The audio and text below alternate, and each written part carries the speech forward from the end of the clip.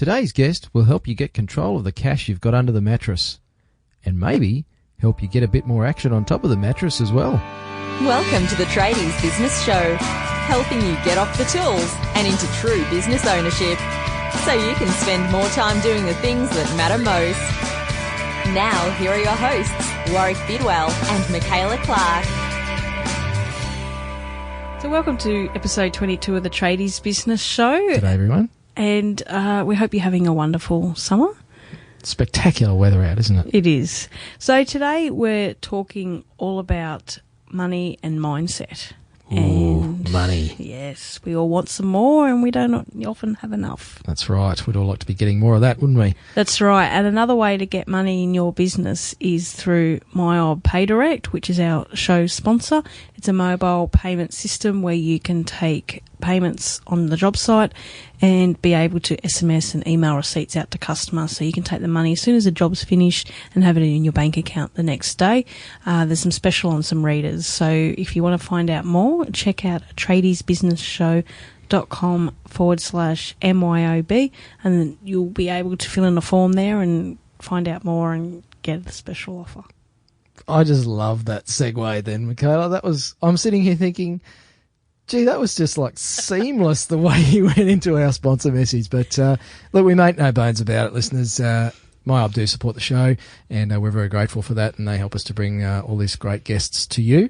So please go and check out their offer, and it is a great little solution as well. But I couldn't let that go without making a mention of it. I was thinking how pro I was. So talking about money, and one person I met about a year ago, and I was just blown away by the message and passion that she has for helping out relationships when it comes to around money and the mindset with money in running a business, and particularly, you know, the lack of communication and planning and strategy that we both have in our business, but also in our personal life as well. It's just so critical. So I thought she'd be a great guest to have on the show today. And this was one of those interviews where it just flowed. It just went really easily, and some guests we have to ask probably more questions and prod them a little bit more, but Michelle's just very passionate about this topic, and she's had some personal experience with it as well. So I actually really enjoyed this interview. It was a great one to do. That's right. And Michelle is a money and mindset coach, often known as a Money Maven, and she's always on a current affair and on TV telling people how to manage their money. And she really is passionate with working with people, particularly those and couples in business, around transforming their relationship with money, and then in turn their relationship, and having a happier marriage and more special cuddles. Always got to love those special cuddles. And with that, we're going to get straight into the interview. Hi, and welcome to the show, Michelle. Hey, Michaela. Hey, Warwick. Thanks for having me. Hey, Michelle. So I'm really looking forward to today's episode. I really think our listeners are going to get a lot out of it. So what made you get into this area of helping people around money and their mindset? I got into this area because I actually had a problem with my money and my mindset to start with. Now that I am fully over that and I can express it and help other people move through their money mindset issues. And I think how it all started for me was working as a tradie's wife. So I was working as a tradie's wife and also business partner. Welcome to the club. There is a club, isn't there? There is. We speak this, secret language. We do. And we had this business that we kind of fell into as a necessity. We came back from an overseas holiday. We'd been married, sold a couple of businesses, gone over and had a good time, came back pregnant with our first child, and we were living in a one-bedroom apartment over in Brisbane, and, kind of decided, oh, okay, I think this must be our time to be grown-ups. What are we going to do? And we went into our own property maintenance and painting business. Qualified, by the way, I might just say that. He was a qualified painter. And, we were business partners, we were friends, we were husband and wife, and trying to do all of that was just did our heads in, and was really unhealthy for our relationship. We jumped into business, not bed. Jumped in. There's going to be a bit of that in today's episode, isn't there? There is. It's coming. We jumped into a business to give ourselves an income to pay our bills. That's purely why we did it. And even when we reflect on it now, we go, gee, aren't we grateful that we had that business at that time in our lives? Because all it did was pay our bills and give us holidays and, a car. And we didn't go in with a structure. We didn't go in with a plan. We just winged it, if you like. And in the winging it was the mess. The mess of going to bed at night, talking about the crap day or even the good day, but the customer complaint or a safety issue or whatever it might have been, an invoice that didn't get paid, and what are you going to do about it? What are you going to do about it? What are you doing about it? Kind of thing. Never go to bed angry. Well, I think there's lots of tradie husbands and wives going to bed angry. And, waking up in the morning and the first thought is, right, okay, what have we got to do today? We've got to do this, this, and this. There was no separation with with our life and with our business. And when I pulled away from the business and started to pretty much reestablish what our relationship rules were, I saw a lot of this happening to my friends that were in relationships with in business partnerships with their partners, that it has such a hold on your relationship because you just kind of mesh into one big mess. And you've either got to have really good coaching and systems in place to get you out of that and back on, and back on track. Does that make sense? Yeah, absolutely. definitely. Yeah. And so what are some of the strategies that you recommend your clients do to help with that separation and really keep, the business stuff focused away from the relationship? I think you've really got to have a time out and go in the naughty corner for a bit and and kind of reevaluate what you were doing and why you were doing it. Are you in business just to provide an income and pay your bills? And that's completely okay, but be really clear about that.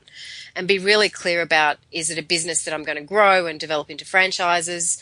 Awesome. Be really clear about that rather than just being, foggy-eyed every morning and going out and doing what you need to do and coming home and not having a structure, a vision, a goal, a dream in place.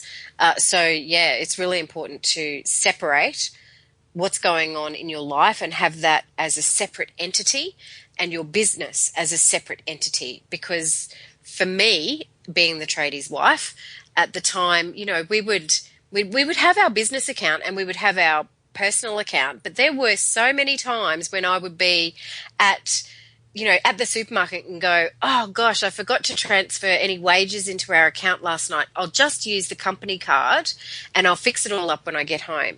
And, I'd say that 4 or 5 times a week and never go home and fix it up when I got home. Then there was the stress and worry about what money was coming from where. And then, Jonathan going, what's going on? Why is there money in this account and no money in this account? You've got to have a really clear definition of this is the financials for our life and this is the financials for our business. It's such a great point, Michelle, and it's something that I've heard a few people suggest, is that you treat yourself as your number one employee in your business. Yes. And this whole concept of paying yourself first. What are your thoughts around that? Definitely. And again, it comes with structure. I think also for tradies is there's, it's always this unknown. One week's going to be a $2,000 week and the next week's going to be a $7,000 week. And there's this unknown around what the income is going to be. And what I do when I work with people is we actually work out what is the absolute bare minimum that you're going to bring in this week. Everything else is a bonus. Let's just work with bare minimum. And if that bare minimum is $1,000, pay yourself the $1,000 a week. According to the payroll department and tax disclaimer, insert here. Yep.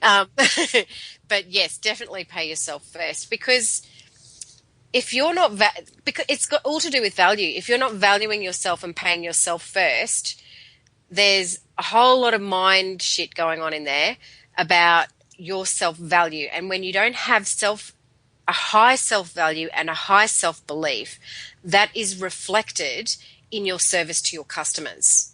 So you've got to be treating yourself with respect in order to be treating other people with respect. Does that make sense? Yeah, definitely. Well, I'm going to be I don't like sort of referring to it as devil's advocate here, but what if I can't afford to pay myself first? What if I can't afford even that $1,000 minimum? There'll be a minimum amount of money. You do have to take care of your expenses, but you you can't take care of your expenses if you're not taking care of yourself. So if you don't have enough money, you are not generating enough income. So you need to focus on your income and how can you increase that income to a place where it's not going to be an issue for you to cover your lifestyle costs at home. So one of the things that we do when I'm working with people is we write out all of the things that we've got to pay, and that's down and that's out and that's part of the money plan. That's all got to be paid. Okay, let's focus all of our attention now onto the income and how we can ramp that up really quickly and start to get some momentum and a snowball happening with it. And I've heard you a couple of times talk about, a few ways that you can quickly generate some income when you need to. Would you like to share some of those tips that you have? Sure. In a situation, for example, if there's a husband and wife and the husband is the tradie and the wife's doing the books or doing the books and the marketing, and there's no business coming in, the opportunity there for him is to go and ask somebody else and work for someone else for a little bit and go to another, if you're an electrician, go and work for another electrician if he's got business happening. What could you be doing that may only be 2 days a week, but 2 days a week of work is better than nothing. You can't sit on your butt and go, I didn't get any work this week. Go and get 1 day's work. Go and get 2 days work. Don't just sit in misery. The opportunity for the wife, if you like, and this is vice versa, if the wife is the tradie and because I know that happens, and the husband's doing the marketing and the books, is to you can go on websites and freelance yourself and do some work on the side with editing. Maybe you're good with editing. There's a big call for VAs, Michaela. You know about that with your business. And the other potential is it's possible that you may need to increase your rate. When we started our property maintenance business, we went, oh, what do you reckon? Honey, do you reckon it'd be $15 an hour? Oh, let's try 25. So we had to go at 25 and we tried that. And you know what?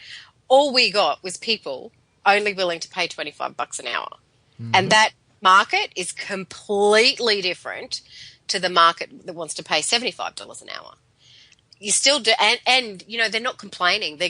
You're in, you're out, you're done. With the $25 an hour work, it's time consuming. They're never happy. I mean, have you had experiences like that in your business? I think a few of our listeners just ran off the road because they were gripping the steering wheel so tight when you said put your rates up. It was like, what? You can't put your rates up. You'll lose all your customers. Yeah, but if you put but you're right.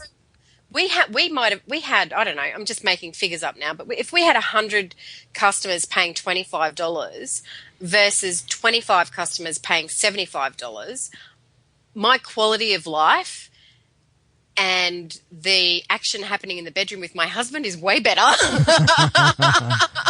than doing the 100 people for 25. But it goes back to what you were saying, Michelle, about paying yourself first and actually valuing yourself. If you were for our listeners to think about this, if they were an employee getting paid what they pay themselves currently as business owners, they'd quit. Exactly. They wouldn't stand for it. Working 70 hours a week for $10 an hour. Yes, they wouldn't. So it's such a great mind shift for people to make. Yeah. And you probably will lose customers, but there's a whole realm of people out there to serve those customers. Your self-belief in yourself, knowing that you can do a job, knowing that you provide fantastic, awesome customer service, and the first tradie that's out there listening to me that sends a text, a 5-word text that says, I'm sorry, I'm not going to be there for another half an hour, my God, your business is going to go through the roof. So there's a way to increase your income. Just send people a text. And we bang on about that stuff a lot and have done in previous episodes. So, Michaela? Yeah, so one thing that we have a rule in our house that after 4 o'clock we don't talk about the business, and we keep that during the day, and at night time, anything about the business is not allowed. Yeah. So is that something you recommend as far as communication strategies go and things like that with keeping a happy marriage and happy business? Yeah, happy wife, happy life, hey? It's true. Yes, for sure. People don't like People, my experience of the people that I work with is that communication is the first hurdle that needs to be overcome, because the husband doesn't want to talk to the wife because the wife's spending too much money, or vice versa, and the wife doesn't want to talk to the husband because he's never home and he never doesn't do anything with the kids. It's again making an agreement, and the thing with an agreement is agreements are flexible and can always be changed, but you need to start with one. The agreement is, like you, Michaela, we only talk about business during these hours. After that, this is what we do. Do you agree? Yeah, I agree. Well, I think it should be till 5. Okay, well, let's work with that and review it in a week. I think for me, what really worked was looking at my life as if it was my business. So when I do our household money management, I look at it as if it is a business, and I'm the accounts payable person that's got to go through and pay all the bills and then give a report to the boss and say these are all the bills that got paid. And by boss, I don't mean, that person is totally in charge. Again, it's an agreement. So I'll use myself as an example. It's totally not practical for Jonathan and I to sit side by side and do the accounts. But what's practical is I will be responsible for getting the bills paid and doing the accounts, and I'm going to show you what we did. And it's naturally fallen that way, but that doesn't mean that Jonathan has more power or control over me, because that's a whole mindset issue that you need to sort out in your own head, because it's about us being a team, us being on the same page, and him going and doing what he needs to do and me going and doing what I need to do in order for the team to operate and be effective. So that's what you would do in a business situation. That's what you need to do in your life situation. And if you're communicating about money in an open, honest way, you'll be having more sex. That's the secret. Because when you talk about having these rules and everything, it all sounds a little bit kind of robotic and systemized, and yet you're saying that doing that is going to lead to some more hubba in the bedroom. Yeah, and you know what? I don't like to call them rules, because for me, and here's an example of how mindset works. If I call something a rule, I immediately want to rebel it and break it. Whereas if I call it an agreement, it's kind of got a bit of softness to it, and somebody's had a part in it and I've had a part in it. So you need to choose your words wisely. And yeah, if you do have agreements in place and you're communicating with each other, the pressure is off. Who's doing what, who didn't do what. And when the pressure's off, you guys know what happens when the pressure is off.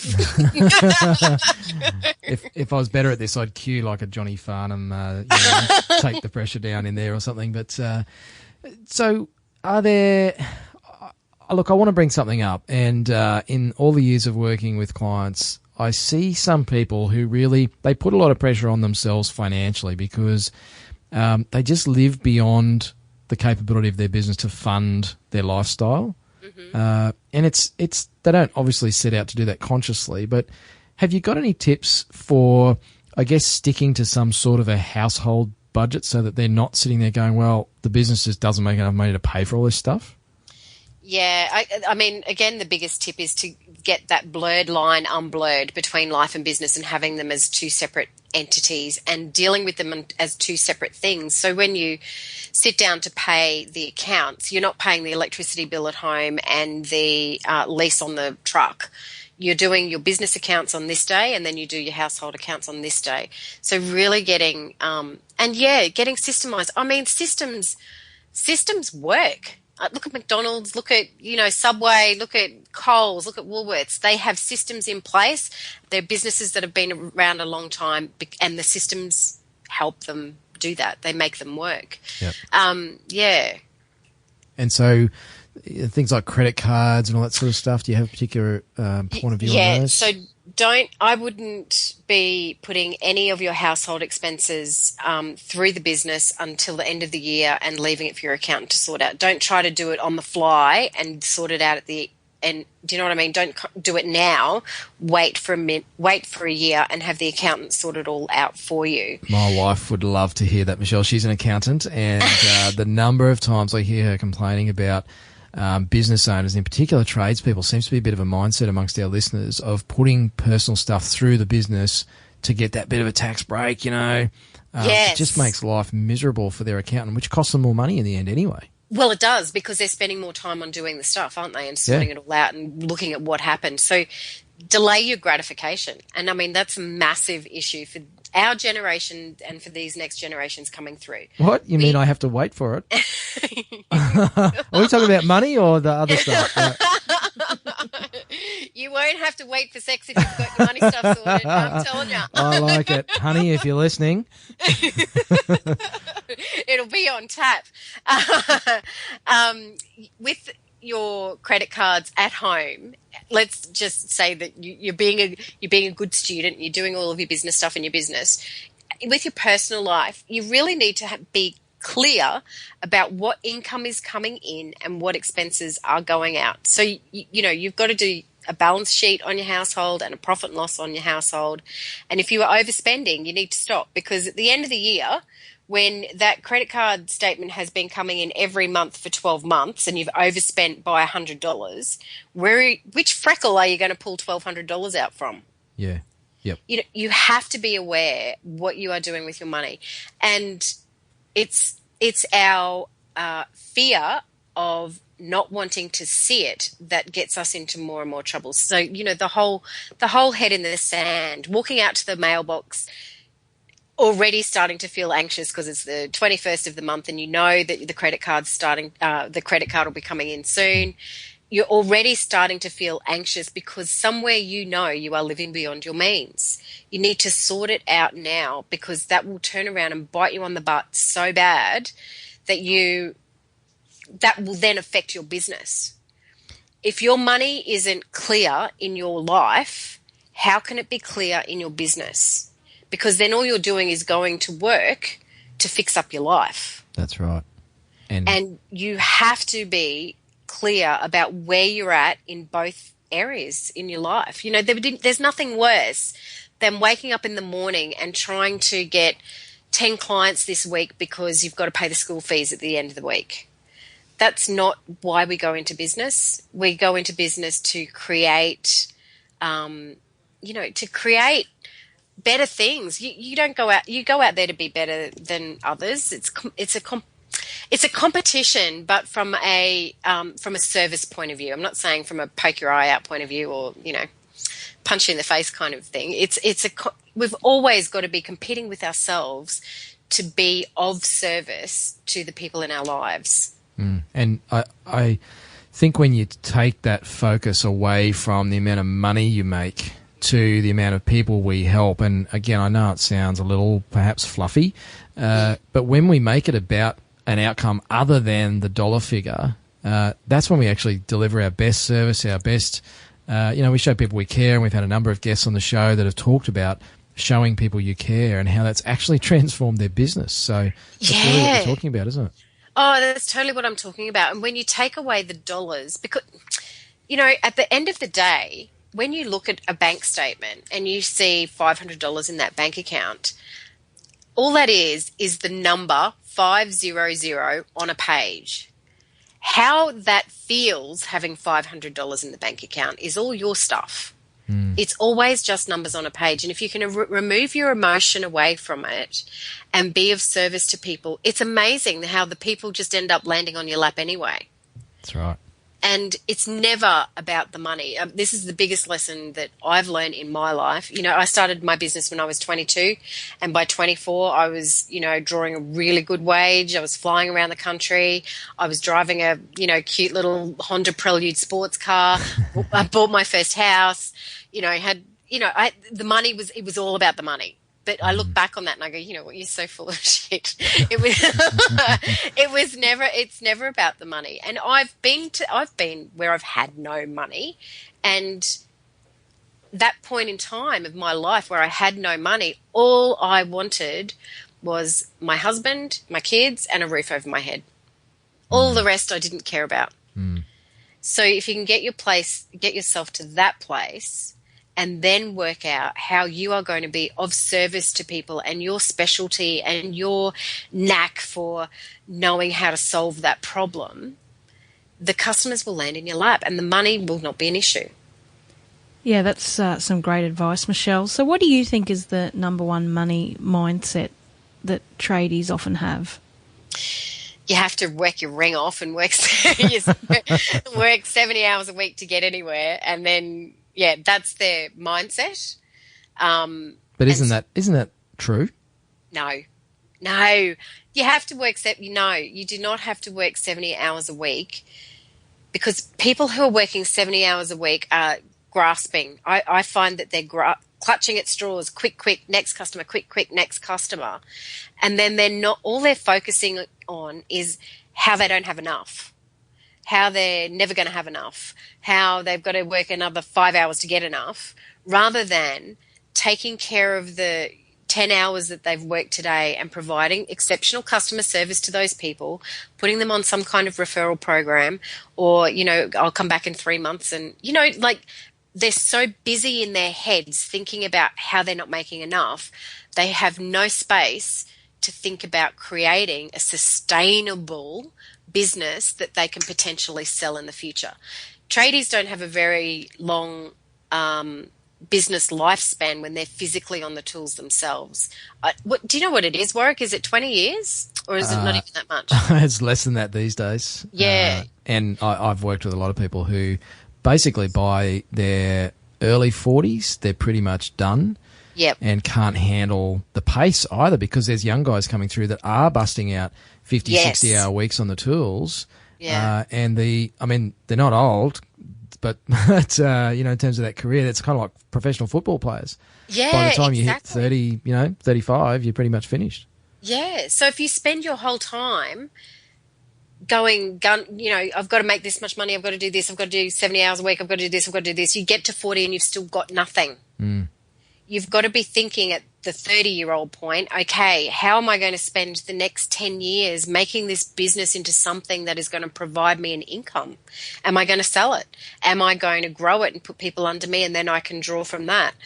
So it's about creating the space in your brain to stop panicking and worrying about grabbing whatever you can get. It's like somebody throws the money out in the air and all these tradies go running and grabbing as many notes as they can, rather than grabbing a couple of notes and walking away and thinking of how are you going to best handle this. Making better use of what's there, rather than just the grab the work because it's in front of you, and it may not be profitable work either. So they're often busy working for people, like you say, for lower rates. Yes. Racing around crazy busy. And they get to the end of the year and talk to my wife, the accountant, and she says, well, your sales were good, but you didn't make any money. Yes. Yeah. Yeah, it's dreadful. And such an awful feeling to have put all of that energy and sacrificed all of that family time and not had sex with your wife and, and to get to sit in front of an accountant. I mean, why do we do that? Why do we do that to ourselves? We sit in front of the accountant after 12 months, having sacrificed everything and worked your ring off. And she says, yeah, exactly. Sales were great, but you made $5,000. How are you feeling? Yeah. Or worse still, sales were great. You've made a profit and you've got a tax bill. Yeah. And the tradie sits there and says, well, I didn't see any of the money. How do I have to pay tax? Yes. And it's again, it's back to getting that clarity, because with clarity comes confidence. So if look at your health, for example, if you are clear that you had a blood test this morning and the blood test said that you need to be doing more exercise, blah, blah, blah, blah, whatever it is, because your cholesterol's high, you have the clarity now to make a conscious choice. And then you make that conscious choice to go and exercise and eat properly and do whatever. And then you start to feel confident. And it's with that confidence that you can then create. If you don't have that kind of confidence, does that make sense? Yeah, totally. Yeah, totally. You actually can't live your life fully.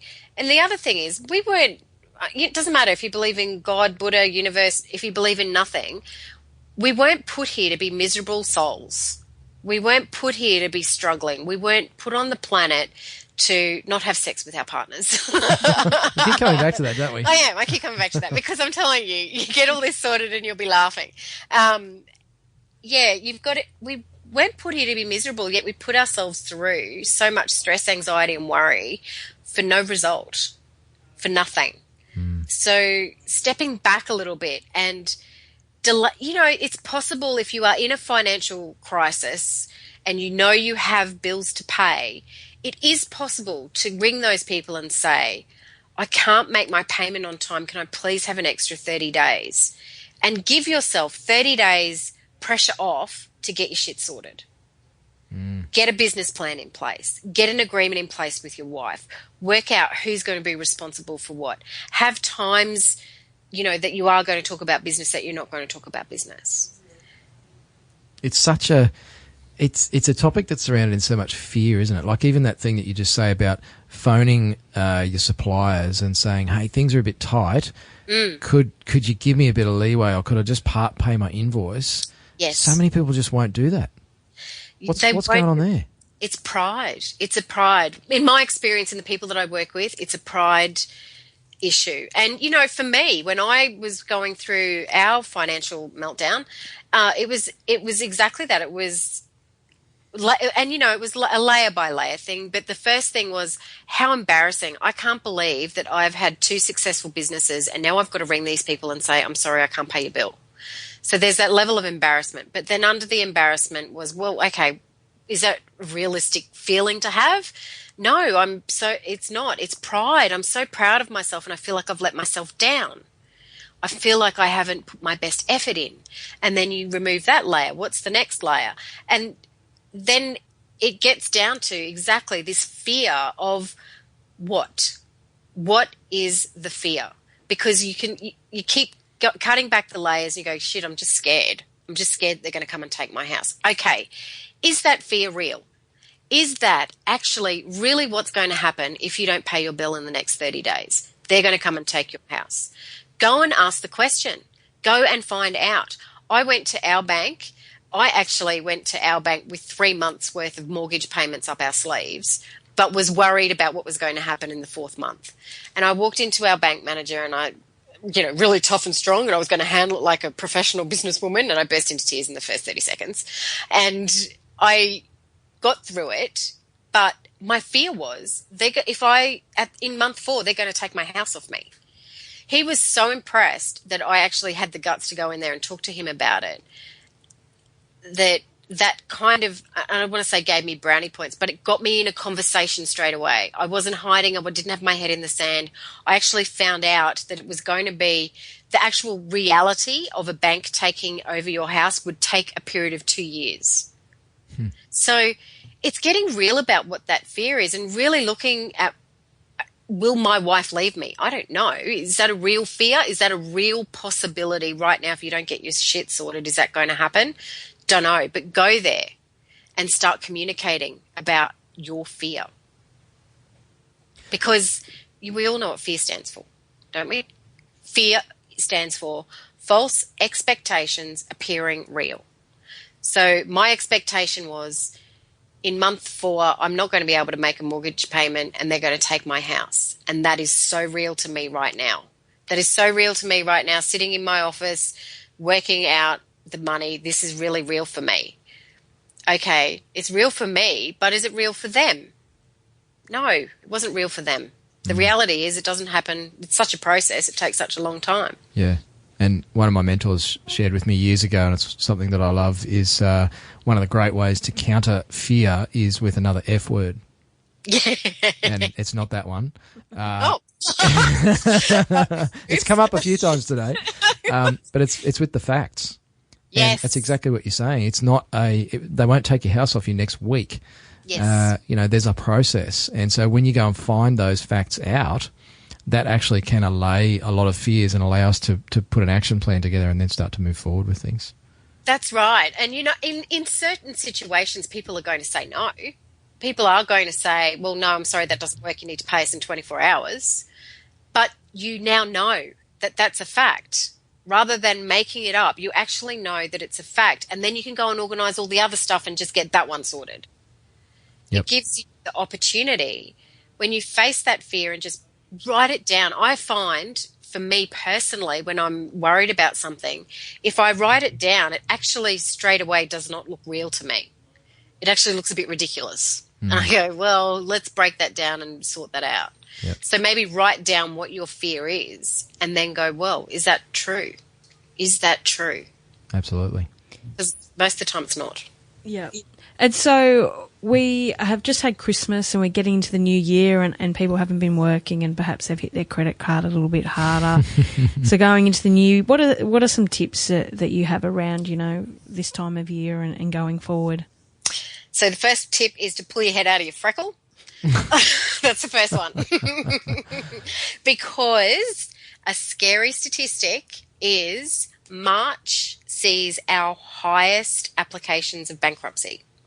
Because by March, we've all got our credit cards in, we've all got school fees, it's the new, it's electricity bills, all of that starts to flood in. And in March, people go, shit, we're in trouble, I can't do it. So the sooner you pull your head out, the easier it's going to be. And if it is what you think is bad, deal with it. Make the phone calls. I know with credit cards that you can get, you can go to a financial hardship department if you need to. That's all the kind of putting out the fire stuff, because underneath that you still need to get a plan in place to carry yourself through for the next 12 months and be really firm, be really confident and clear about what money it is you have to work with for the next 12 months. Great tip. Is that a good tip? Yeah, that's a great tip. So one question we like to ask all our guests is, if you remember a good experience with a tradie or a bad experience with a tradie, is there anything that comes to mind for you? Let me see. A good experience with a tradie? No. Nothing comes to mind. A bad experience with a tradie, what was the worst one?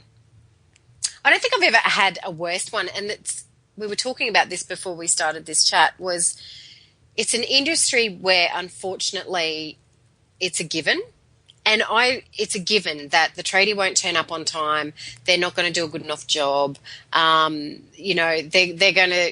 be a raindrop on their head and then they'll pack up and leave for the day. There's all of this negative vibe around tradies, and I just, if I hadn't have found what I love now here with money, this would be my next business and it would go through the roof, is providing a level of exceptional customer service. And by exceptional, I don't mean taking them out to dinners and holidays and all that kind of thing. Exceptional customer service is putting yourself in their place. So how would I feel if that happened to me? So if I made you, Mr. Tradie, wait around for 6 hours because you said you were going to be here between this time and this time, you would be so pissed off with me you wouldn't want to deal with me again. Whereas if you sent me a 5-word text and said, sorry, it will be 2:00, that's all. And for me, from a tradie, that is exceptional customer service. It's not hard to stand out from the crowd, is it? It's not hard. And you know what? Total congratulations to the people who do it, who do take it off, because they will set themselves so far ahead of the rest. They will set themselves apart that they won't have any problems about worrying where the money's coming from. Awesome. Or the sex. And that's really what we care about, isn't it? Especially us males. So there we go. Really good customer service equals more sex with your wife. Not just random strangers. No, exactly. Well, you've shared a great lot of tips and strategies today, Michelle. So thank you so much. Yeah, that's awesome. We really think it's going to hit home for a lot of our listeners. And one thing that you said you would be able to offer is a free ebook that you have, which is all about spending habits that keep you broke. So tell us a little bit about that. Yeah, so I wanted to work out what it is with people that where they get stuck in a rut, and just pick a couple of things out that you need to get focused on, and where I see people either waste money or it's just what I call a spending leak. So you've kind of, you've got $300 for groceries, but you still spend $350 every week. So having a look at, I'll use that one as an example, is, your grocery shopping and being a bit more organized about what it is you're buying, what it is you're wasting. My best tip ever is to shop your freezer, pantry and fridge now before you go and do your next shopping list, because I promise you'll still have 3 days worth of food in there and you don't need to go shopping. We're in this society where we need to go and buy stuff that costs us money. And like I said earlier in the podcast, if you're spending an extra $100 a month on groceries and putting that on your credit card, that's a lot of money that you've got to find from somewhere magically at the end of the year. Yeah, great. So if you'd like a copy of Michelle's book, head to tradiesbusinessshow.com/22. It's where you'll find this episode and more information, and there'll be a link to her ebook. And where can people find out more about you, Michelle? They can find out more about me at michellehouse.com.au. And I've got a spending organiser to give away too. Oh, excellent. Awesome. Great. So that's a great way to manage actual cash, isn't it? And it is. I find that, and you know, I still do it from time to time. I've got my normal wallet and then I've got my spending organiser where I have to reset. You know, it's like hitting the reset button on the computer. You just press the button and it all disappears and you start again. And using the cash has you more connected to what it is you are doing with your money. Tapping and pay waving and internet banking, we're really disconnected about our actual spending and the value of our money. A $50 imaginary number on a card does not have the same emotional attachment as a $50 note. So if you use cash and organise it and you can see it, you just start to become a little bit more conscious of where your money is going and what you are doing with your money. And I recommend that you do that for 30 days so that you can get a really good snapshot of where your spending leaks are. Great. So we'll give that away to everyone that downloads your ebook. They'll go into the draw and we'll draw that in about a week's time. So make sure you head to tradiesbusinessshow.com/22 to get in the draw. So thank you so much, Michelle. Thanks, was Michelle. a really great episode. Thanks, guys. So there you go, listeners. That was our interview with Michelle House, the Money Maven. And as I said at the top of the show, it was just one of those interviews. It was really enjoyable, very easy to do, and I'm sure we could have gone on for another 45 minutes. So I know it was a long episode, but some great stuff in there. Yeah, and it's one of those episodes where we hope that it helps you not only in your business but in your relationship as well, and with your family and your wife or husband as well. So hopefully you got a lot out of it. If you'd like to get that book and find out more about Michelle, head to tradiesbusinessshow.com/22 and all the information will be there. Until next time. See ya. Bye for now. You've been listening to the Tradies Business Show with Warwick Bidwell and Michaela Clark. Want to get off the tools and into true business ownership? Find out how at tradiesbusinessshow.com.